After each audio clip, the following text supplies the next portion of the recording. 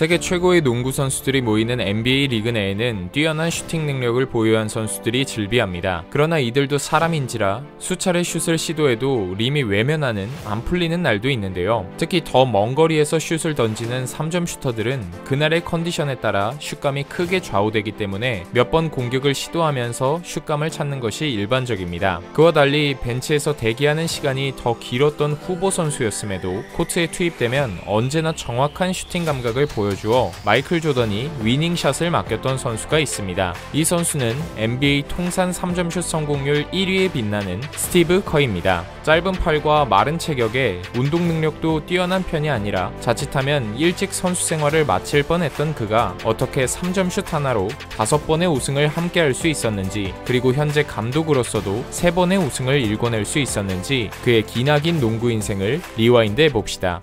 스티브 커는 1965년 9월 27일 레바논 베이루트에서 태어났습니다. 출생지는 레바논이었지만 아버지가 중동 지역 관련 연구를 하는 학자였기 때문에 아버지의 일을 따라 이집트로 이주해 한동안 카이로에 있는 미국 국제학교를 다녔습니다. 그러다 아버지가 UCLA 교수로 일하게 되면서 미국으로 돌아올 수 있었고, 그로 인해 농구에 관심을 갖게 되는 계기가 생겼는데, 당시 고등학생이었던 커는 아버지를 보러 학교에 갔다가 우연히 UCLA 농구팀을 볼 수 있었고, 대학 농구 명문팀의 플레이에 매료되어 농구를 시작하게 되었습니다. 애리조나 대학교에 입학 후 루트 올슨 감독에게 본격적으로 농구를 배워나갔는데, 기본적인 드리블, 패스 능력부터 주 무기로 삼을 장거리 슛 역시 이때 장착하면서 농구 선수의 꿈을 키워나갔습니다. 그러던 와중 비극적인 소식이 들려왔는데, 레바논에 갔던 아버지가 테러 단체에 의해 살해당했다는 것입니다. 기숙사 생활 중이었던 커는 올슨 감독의 위로를 받으면서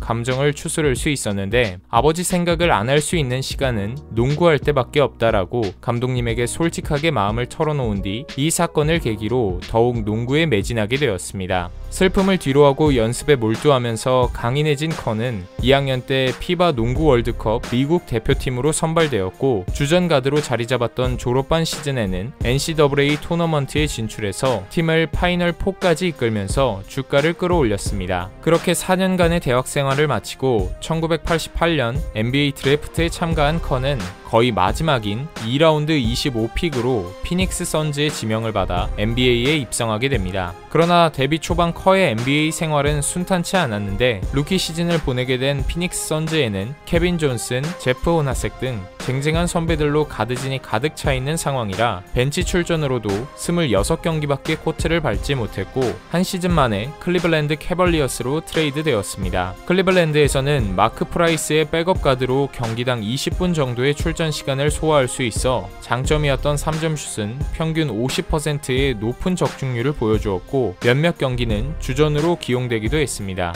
그렇게 3시즌 동안은 백업 가드로서 입지를 다져가나 싶었지만 92-93 시즌부터 새로 입단한 루키들과 시간을 나눠야 했고, 시즌 도중에 올랜도 매직으로 트레이드 되었으나 플레이오프 진출에도 실패한 팀은 스티브 커를 자유계약 선수로 내놨습니다. 그동안 NBA에서 보여준 활약은 워낙 미미했고, 커에 대한 평가는 그저 3점 슛이 좋은 저니맨 수준이다 보니 불러주는 팀이 없으면 그저 그런 농구 선수로 27살에 은퇴할 처지에 놓인 상황이었습니다. 그런 자신의 상황을 그 누구보다 잘 알고 있던 커는 오프 시즌에 시카고 불스 프런트에게 직접 전화를 걸었고, 트라이앵글 전술에서 패스를 받아 정확한 슛을 넣어줄 가드가 필요하지 않냐라고 말하면서 자신의 장점을 어필했는데요. 불스 입장에서는 솔깃한 제안이었고, 기존 연봉에서 반의 반 수준으로 깎인 15만 불이라는 적은 금액을 제시받았음에도 커는 자존심을 세우기보다는 선수 생활을 유지하는 것이 더 중요하다는 것을 자각하고 계약을 체결하게 됩니다. 공교롭게도 커가 계약을 체결한 지 며칠도 안 되어 불스의 핵심 전력인 마이클 조던이 아버지의 죽음을 계기로 1차 은퇴를 하며 팀을 떠났고, 필 잭슨 감독은 뛰어난 슛 감각을 가지고 있는 커에게 식스맨 역할을 맡겨주면서 커리어 처음으로 정경기를 출전할 수 있었습니다. 물론 시카고에서도 백업 가드에 외곽에서 오픈 찬스를 살리는 한정적인 역할이었지만, 자신에게 맡겨진 임무를 완벽하게 소화하면서 93-94 시즌에 커리어 하이인 평균 8.6득점을 기록했습니다. 그리고 다음 시즌에는 NBA 3점슛 라인의 거리가 짧아지는 변화가 있었고 이전보다 많이 3점슛을 던지면서 시즌 평균 3점슛 성공률 52.4%를 기록하는 등 자신의 입지를 굳혀갔습니다. 그리고 1년 반이 지났을 무렵 마이클 조던이 복귀를 선언하면서 전설적인 여행을 함께하게 됩니다. 조던과의 만남이 시작부터 좋았던 것은 아니었는데 시즌 후반에 복귀했던 1995년에는 프로 2라운드에서 올랜도 매직에게 탈락을 맛봐야 했고 95-96 시즌 트레이닝 캠프 때는 커가 너무 거칠게 수비에 언쟁이 일어났는데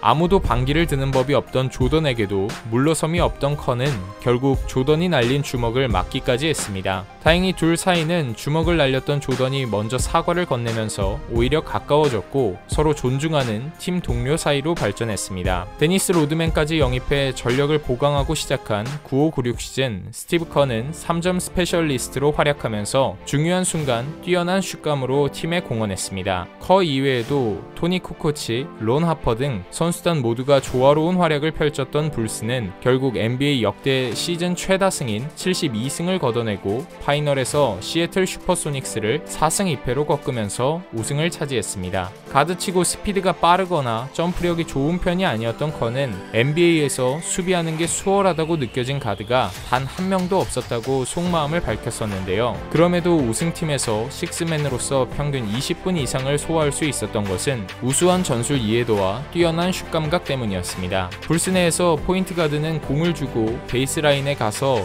다시 찬스가 오기를 기다리는 제한적인 역할을 부여받았는데 강심장이었던 커는 승부처에서 강한 면모를 보여줬습니다. 바로 1997년에 다시 오른 파이널 무대에서 강심장을 소유했음을 증명했는데 불스가 3승 2패로 앞서고 있는 채 맞이한 6차전 경기 종료 직전 동점 상황에서 마지막 공격을 위해 시카고 불스는 타임아웃을 요청합니다. 그리고 조던 옆에 앉아있던 커는 과감하게 그가 오면 내가 준비할게 라고 의견을 건넸는데요. 커가 말한 그 매치업 상대는 유타 재즈의 포인트 가드 존 스탁턴이었는데 조던이 슛을 쏠 것이라 예상하고 도움 수비를 가면 오픈 찬스를 맞이한 자신에게 공을 달라고 요청한 것이었습니다. 그리고 예상대로 스탁턴이 자신에게 붙자 조던은 바로 커에게 공을 패스했고 커가 쏜 공은 깔끔하게 림을 가르면서 시카고 불스는 2년 연속 우승을 거머쥘 수 있었습니다. 우승 축하 행사 때 커는 농담으로 모두를 웃기기도 했지만 조던에게 큰 빚을 졌고 조던이 있었기 때문에 이 슛이 있었다라고 고마움을 표현했는데요. 그 이유는 유타 원정에서 열린 4차전 마지막 슛을 위해 투입됐던 커는 3점을 시도했었지만 실패하면서 시리즈가 동률이 됐었기 때문입니다. 그러나 만회하기 위해 언제나 준비하고 있었던 커는 자신이 팀에 꼭 필요한 일원임을 증명해냈습니다. 그리고 주축 선수들이 노장으로 접어든 97-98 시즌까지 3년 연속 우승에 성공했고 평균 7.5득점, 43.8%의 3점 성공률을 기록한 커는 백업 가드를 구하는 여러 팀에게 러브콜을 받게 됩니다. 그 중에 커가 선택한 팀은 데이비드 로빈슨이 있는 샌안토니오 스퍼스였고 마침 그의 드래프트에서 팀 덩컨이라는 특출난 파워포워드를 영입하면서 또 한 번 우승을 노려볼 만한 상황이 만들어졌는데요. 그리고 실제로 커는 샌안토니오에 가자마자 통산 4번째 우승을 맛봤고 이후 01-02 시즌에는 1년간 포틀랜드로 트레이드 되었다가 다시 02-03 시즌에 샌안토니오로 돌아와 마지막 시즌을 치르게 됩니다. 벌써 만 37살이었던 그는 75경기를 벤치 멤버로 소화하면서 평균 4득점을 기록했는데 거의 로테이션에서 제외된 상태였기 때문에 슛감을 유지하기가 쉽지 않았습니다. 자신이 없어도 서부 1위로 승승장구하는 팀에서 본인의 역할은 이제 끝이 난 것처럼 보였지만 서부 컨퍼런스 파이널에서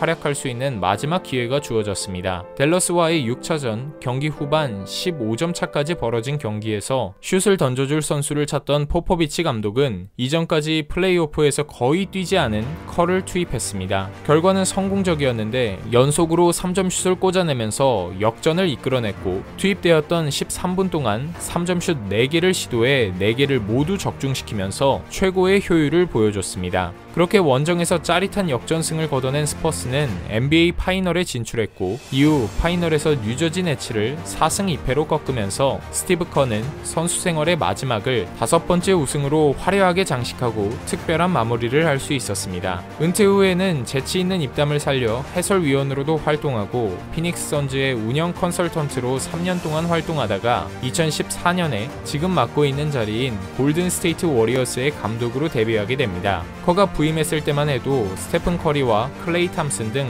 장래가 촉망한 가드들이 있는 팀이긴 했지만 플레이오프에서는 이렇다 할 성과를 내지 못하는 그저 그런 팀이었는데요. 스티브 커는 먼저 선수들에게 다가가 교감했고 팀 전술을 좀 더 공격적으로 변화시키면서 스플래시 듀오의 공격력을 극대화시킬 수 있는 3점 농구를 추구했습니다. 그 결과 부임 첫 해에 팀을 NBA 챔피언으로 만들었고 다음 해에는 자신이 선수로 있었던 불스가 세운 최다승 기록을 자신이 이끄는 팀의 기록으로 갈아치우는 등 훌륭한 감독 커리어를 쌓아나갔습니다. 910경기를 뛰면서 주전으로 출전한 경기는 겨우 30경기 뿐이었지만 언제든 준비된 자세를 유지했기 때문에 선수로서는 최고의 팀메이트와 함께 5번의 우승을, 감독으로서는 스플래시 파더가 되어 3번의 우승을 맛볼 수 있었습니다. 코트 밖에서는 공감을 중요시하고 따뜻한 남자이지만 농구에 임할 때만큼은 누구보다 열정적인 그가 앞으로도 NBA에서 좋은 커리어를 쌓길 기대해 봅니다.